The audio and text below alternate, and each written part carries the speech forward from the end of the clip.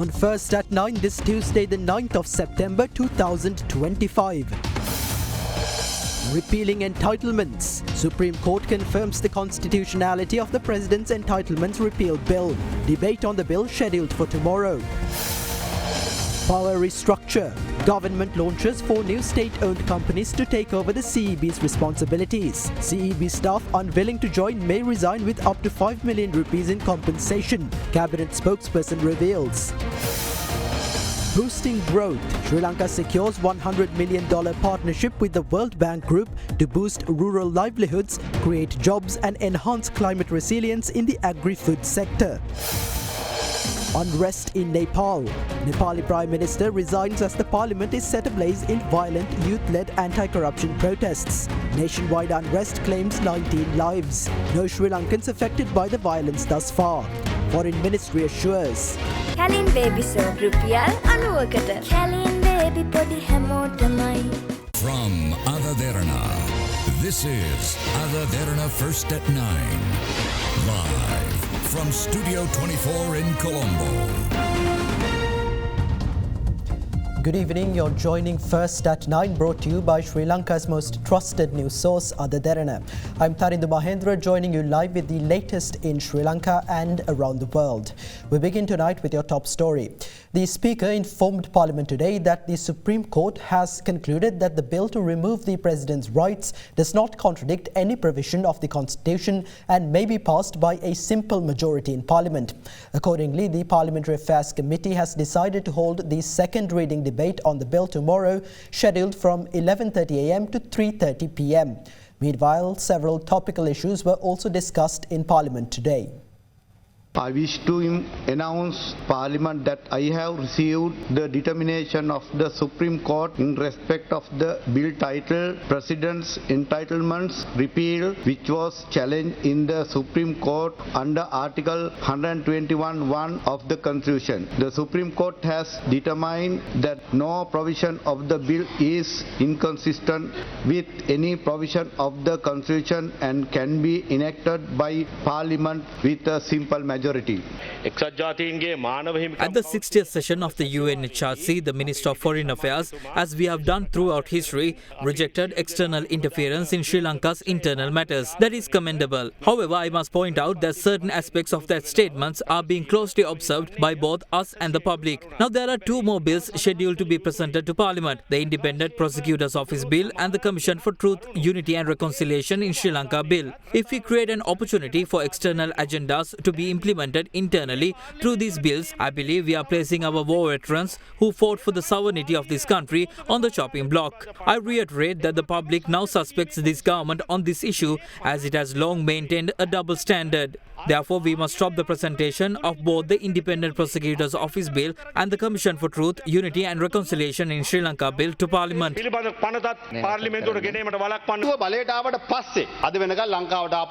What foreign investment have come to the country during this government's tenure so far? You claim that a massive drug company entered Sri Lanka to produce methamphetamine. Was that statement genuine? Now you are attempting to portray that this entire drug network is under our control. That seems to be your next political campaign. You are turning this into a completely politicized investigation. The highest number of shootings in Sri Lanka's history has been recorded during this government's term. Under the previous government, red notices were issued against several criminals. This government brought them back, which is commendable. But while you were holding media conferences showing our faces, 4 more shootings took place. Meanwhile, a deputy minister admitted on the very day of assuming office that 17 passports were issued illegally. Have you investigated whose passports they were? Did they belong to organized criminals? Regarding the 2 suspicious containers, these did not suddenly appear in mid-the-year. They came through the port. Reports say foreign intelligence warnings about these containers were received late last year or early this year. Yet at the same time, they had not been released. Police and the CID claimed that all containers were investigated, including these 2.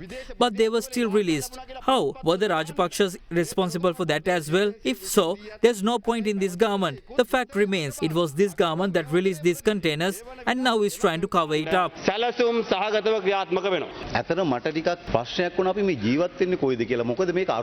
This is a fascinating country. Apparently, the government has released 2 drug containers and hidden them in a house belonging to an SLPP supporter. Today, it is being revealed who the organized criminals really really are. They are none other than you. Investigations are underway into who was to Padme and the gang. SLPP member Sampath Manamperia has now gone missing. It is laughable that the party's letter cancelling his membership does not even contain a date. I asked Namal what became of that issue. In 2011, when Nimal Lanka was arrested, Mahinda Rajapaksa descended from a helicopter to embrace him. Where are the billions in assets that once belonged to Markandure Madush? It has been revealed that Madush named 80 politicians involved in crime, but former President Gotabaya hid those names. To this day, it remains a secret. They may wonder why Padme has not met with the same fate, but it will not be his. With what he is now saying, the truth about everyone will eventually be revealed. රුපියල් 8,900ක මාසික වාර්ගයකට brand new TVS XL 100 යතුරු පැදියක් ගන්න. The United Kingdom at the 60th session of the United Nations Human Rights Council urged Sri Lanka to demonstrate tangible and sustained progress in the areas of human rights and accountability, while stressing the need to exhume and investigate mass grave sites in line with international standards. The European Union, addressing this same forum, expressed continued concern over Sri Lanka's human rights situation, emphasizing that it will closely monitor developments, particularly the ongoing use of the Prevention of Terrorism Act. The United Kingdom delivered a statement at the 60th session of the United Nations Human Rights Council yesterday during the interactive dialogue on the report of the Office of the High Commissioner for Human Rights on the human rights situation in Sri Lanka. This statement is on behalf of the Sri Lanka core group comprising Canada, Malawi, Montenegro, North Macedonia and the United Kingdom. As you noted, Sri Lanka has an opportunity to break from its past and heal deep scars that continue to impact victims, survivors and their families. We welcome the government's decision to abolish the Prevention of Terrorism Act. We urge the government to turn its commitments into meaningful actions on human rights, accountability, reconciliation, good governance and constitutional reform. We fully support independent and effective public prosecutorial body. It is crucial that investigations at mass grave sites are carried out in line with international standards and that journalists, human rights defenders and civil society organisations can operate freely and safely. We remain willing to work constructively with Sri Lanka. We welcome that its leadership pledges a fresh direction, including delivering justice for victims, restoring the rule of law and eliminating discrimination. It now needs a comprehensive roadmap to translate this commitment into results. The European Union recalls the increasing need for transitional justice. We acknowledge the government's efforts, including the initiative to establish an independent public prosecution office. However, we remain concerned over the lack of significant progress on accountability and justice for the victims. This situation needs to be addressed urgently and with decisive commitment. Accountability is central to the rule of law and for guarantees of non-repetition. The European Union monitors the human rights situation and remains concerned about the continued use of the Prevention of Terrorism Act, while recognizing ongoing steps forward repealing this legislation. We recall the importance of legal and institutional reforms, as well as the need to bring new legislation fully in line with international human rights obligations. The European Union stands ready to support Sri Lanka in implementing transformative reforms and strengthening the protection of human rights, welcoming its continued cooperation with the United Nations human rights system. Cabinet spokesperson Minister Dr. Nalinda Jayatissa, commenting on the restructuring of the Ceylon Electricity Board, stated that the restructuring involves dividing the state entity into 6 separate SOEs, 4 of which have already been established. During today's cabinet briefing, the minister also added that recruitments for 4 of these entities will take place until October 27th this year. Any current CEB employee who does not wish to join the newly formed SOEs is free to resign and will be offered compensation.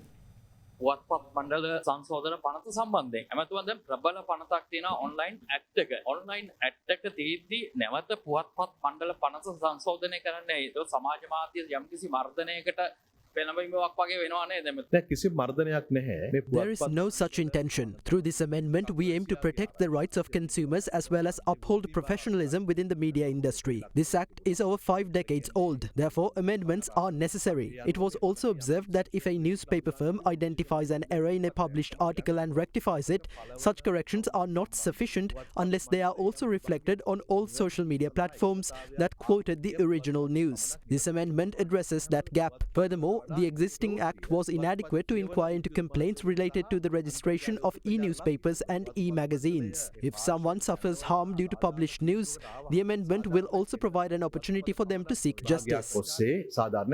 විදුලි පනත සම්බන්ධයෙන් වර්ජනයකට යන්න සූදානම් වෙනවා එමතුමා ඒගොල්ලන් කියන්නේ රජය සලකා බලන්නේ නැහැ කියලා ඒගොල්ලන් ඉල්ලීම 2025 අංක 14 දරන ශ්‍රී ලංකා විදුලි We are in the process of establishing 6 state-owned enterprises under the Electricity Act number 14 of 2025. Already 4 firms have been established and registered for electricity generation, transmission, system control and distribution. These 4 institutions have been given until October 27th to recruit employees according to their preferences. If anyone does not wish to join these enterprises, they may resign with a compensation package of up to 5 million rupees. Trade unions should be pleased that the government has chosen to create state-owned enterprises instead of pursuing privatization as planned by the previous government. We kindly request them not to disrupt the ongoing process of development, investment attraction and providing relief to industries and the public. Those unwilling to work in these firms are free to leave with compensation. සමාගම් ඇතුලේ වැඩ කරන්න බැරි කෙනෙක් ඉන්නවා නම් ඇත්තටම වන්දිත් අරගෙන ගෙදර යන්න පුළුවන්. විධායක ජනාධිපති ධූරයට මොකද වෙන්නේ? ඔබතුමන්ලගේ ප්‍රතිපත්ති ප්‍රකාශයේත් ඒ බව සඳහන් වුණා විධායක ජනාධිපති ධූරය සම්බන්ධයෙන් තීරණයක් ගන්නවා කියලා. ව්‍යවස්ථා සංශෝධනයකදී The public mandate was given to address the issues of the executive presidency through constitutional reforms. However, at present we are not planning for constitutional reform. Our priority now is to develop and expand the economy in order to deliver tangible benefits to the people. With regard to the President's Entitlements Repeal Bill, when the draft was proposed, a court case was filed. The court ruled that it can be passed with a simple majority. Today, the Committee on Parliamentary Business will decide whether to take it up for debate in Parliament tomorrow. ලොකු ජනාධිපති මහින්ද රාජපක්ෂ මහතාව නිවසින් නිල නිවසින් ඉවත් කරන්න දිනයක් මොන හරි ඒ තීරණය කළා තියෙනවා. මේක ඇත්තටම Mahinda Rajapaksa This amendment is not targeted at him specifically. The bill has been drafted to cover all former executive presidents and their beneficiaries. We expect that former presidents who served in accordance with the constitution for a long period will act in accordance with the law once the bill is passed. කටයුතු කරાવી කියලා. හොඳම phone එකක් ගන්න. ළඟම අපාන්ස් එකට යන්න. The Cabinet of Ministers has approved leasing land from industrial parks to 38 investment projects. The total investment value from these projects is estimated at 2.54 billion rupees. With that, here's a look at other key decisions taken during this week's Cabinet meeting. The Cabinet approved the declaration of the National Climate Finance Strategy 2025-2030 designed to mobilize resources for climate resilience. With the Global Climate Risk Index ranking Sri Lanka as highly vulnerable and annual economic losses projected at over 2% of GDP, the government estimates it must invest $500 million annually in climate resilient infrastructure. Given that the budget can only bear 0.5% of GDP for such spending, the strategy seeks to unlock private and green capital flows into renewable energy, agriculture, fisheries and resilient infrastructure. On the industrial front, the Cabinet approved land allocations for 38 new projects across regional industrial zones. With a combined investment of 2.54 billion rupees, the projects are expected to create 1,559 direct jobs. Investors were screened through regional industry service committees and the Ministry's evaluation panel, with land leases granted for up to 35 years. In addition, the Cabinet sanctioned 750 million rupees for the development of the Dambul Industrial Park, a 64-acre estate dedicated for food manufacturing and packaging. The project will be rolled out in 2 stages, with 24 acres developed initially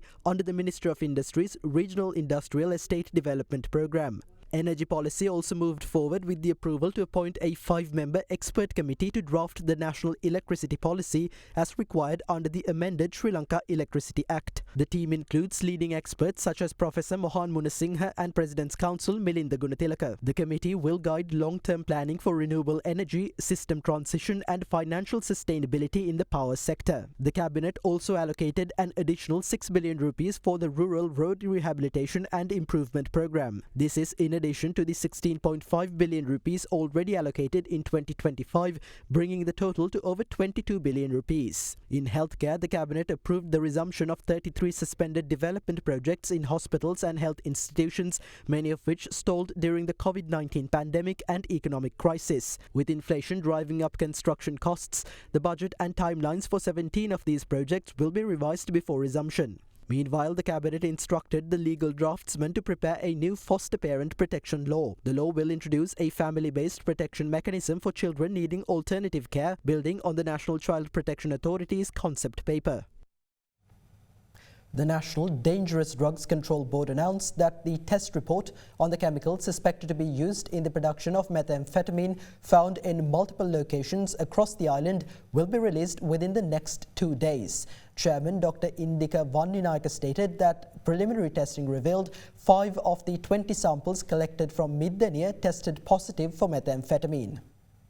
Authorities have uncovered a large cache of chemicals allegedly used to manufacture methamphetamine in Middaniya, Netolpitiya and Kandana. The National Dangerous Drugs Control Board confirmed that samples from the sites have been collected, with the test results expected within the next 2 days. According to the NDDCB, Chairman Dr. Indika Vanninayaka, preliminary tests show that 5 out of 20 samples taken from Middaniya tested positive for methamphetamine, though further confirmation is needed. In connection with the case, police have searched the residence and property of the father of Sampath Manamperi, a suspect in the illegal import of chemicals into the Middaniya region, who is currently on the run. During the search, police seized a locally made T-barrel firearm, 2 gun barrels capable of firing 12-bore rounds, belts for T-56 rifles, police uniform components, batons, and multiple vehicle number plates. The landowner has been taken into custody and handed over to Middaniya police for further investigation. A 60-foot deep well on the Talava property was also inspected by the Special Task Force, but no suspicious items were found. Cabinet spokesperson Minister Dr. Nalinda Jayatissa commented on the developments at the cabinet briefing today. ඍජුවම ඔබට කියන්න පුළුවන් ද ශ්‍රී ලංකා පොදුජන පෙරමුණේ ඉහළ පෙළේ නායකයින් මේ මද්‍රව්‍ය ජාවාරම හා සම්බන්ධ මේ පිරිස මේ ජාලය සමග ඉන්නවාද නැද්ද කියන එක. Following the arrests related to the stockpile of chemicals used to manufacture ice and the seizure of illegal weapons, it has come to light that 2 individuals affiliated with the Sri Lanka Podujana Peramuna, at times serving as members of local government bodies or election candidates, have been implicated. The SLPP has acknowledged this, which is why we think they took immediate steps to revoke their party memberships. One of the key suspects, Sampath Manamperi, is a former police constable who also served in the intelligence unit. He is also suspected of involvement in the assassination of MP Raviraj. Despite such serious allegations, he was later fielded as a candidate by the SLPP. At this point, simply revoking his party membership is not enough.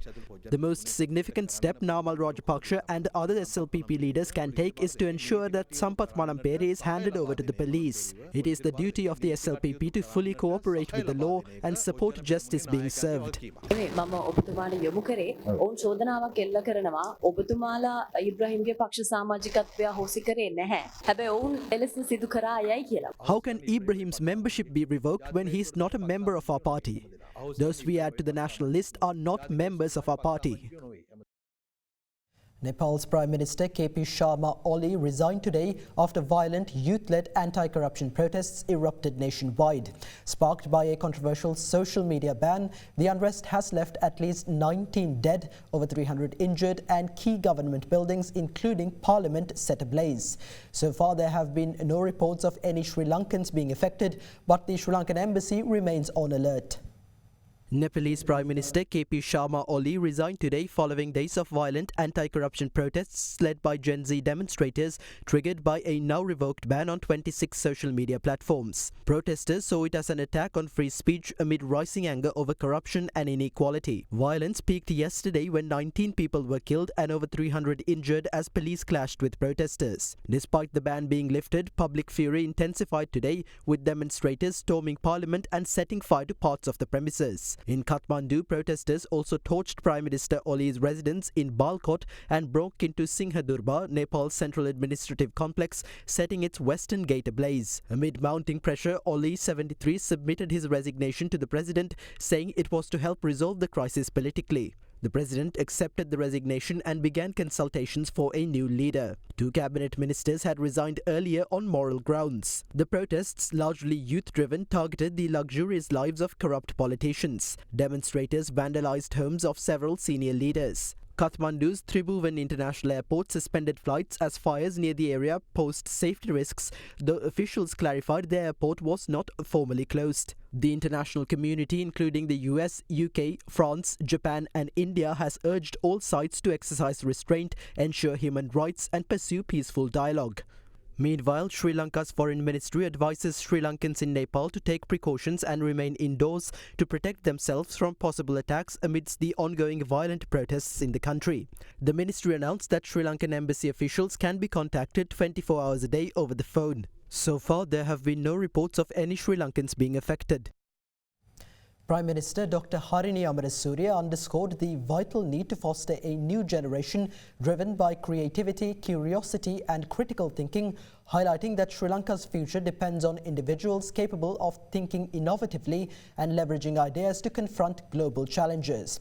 Addressing an event in Colombo, the Prime Minister added that achieving this goal requires a decisive shift away from the traditional education system. The national program to introduce 100 young inventor clubs into the school system, organised by the Ministry of Science and Technology, was held yesterday at the Faculty of Medicine at the University of Colombo under the patronage of Prime Minister Dr. Harini Amarasuriya. During the event, the establishment of school young inventor clubs was symbolically marked by the Prime Minister presenting innovation tokens to 9 schools representing all provinces. What we need is not merely a generation that possesses data. We need a generation with the creative intelligence to question the accuracy and reliability of that data, to see things differently and to use information to change the world. Achieving this requires a decisive shift away from the confines of our traditional education system. We are already implementing steps to make this transformation a reality. The conventional approach to education focuses narrowly on memorizing facts and data. This approach is not suitable for navigating the complexities of the modern world. Equally important is the need to instill in our young innovators a sense of social responsibility. Our goal must be to foster an environment where creativity, critical thinking and innovation are encouraged. Young minds are empowered to think differently and build a better future.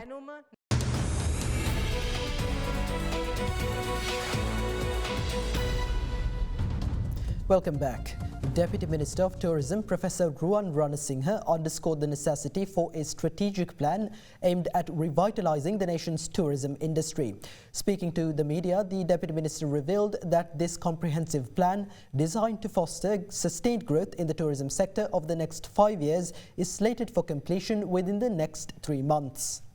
We need a comprehensive and cohesive plan fully aligned with the government's vision to propel the tourism sector towards significant growth over the next 5 years. The inaugural meeting to discuss matters pertaining to the strategic tourism plan was held today. As a result, we have extended invitations to officials from all 9 provincial administrations to acquaint them with the objectives and scope of this 5-year strategic tourism initiative. Subsequently, this plan will be implemented uniformly across all provinces. Our goal is to finalize the formulation of this strategic roadmap within the coming 3 months. At the moment, the tourism sector is in a good state. However, in the past, the sector has suffered from a lack of proper regulation, declining quality in tourism-related services, and a considerable number of service providers operating without registration under the Sri Lanka Tourism Development Authority. These shortcomings have hindered the industry's performance in the past, the repercussions of which are still being felt across the sector today. As a government, we remain committed to revitalizing the tourism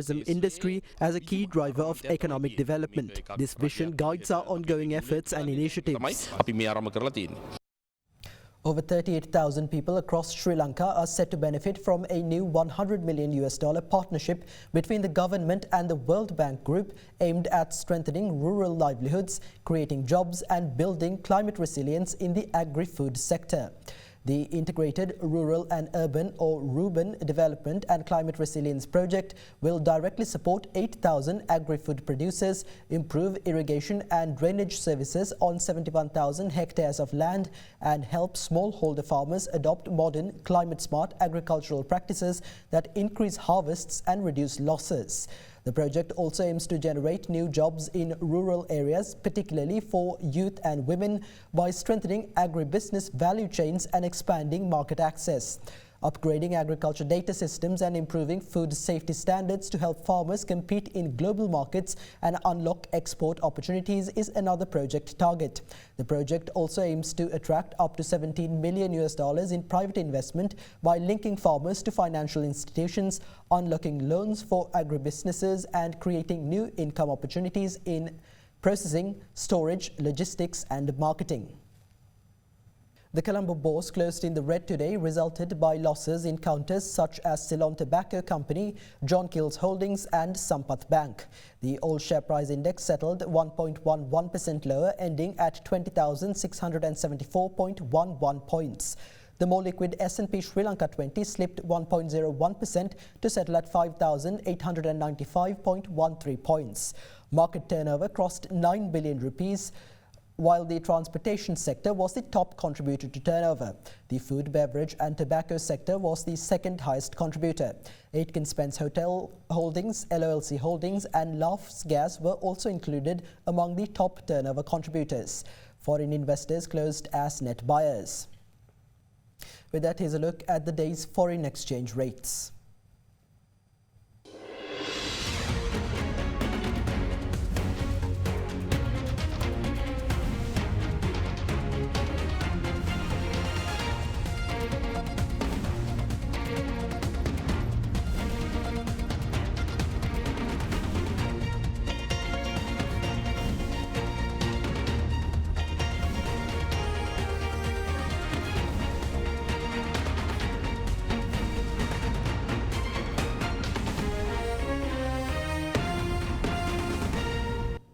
That's all for tonight from First at 9. Thank you for joining. Have a great night.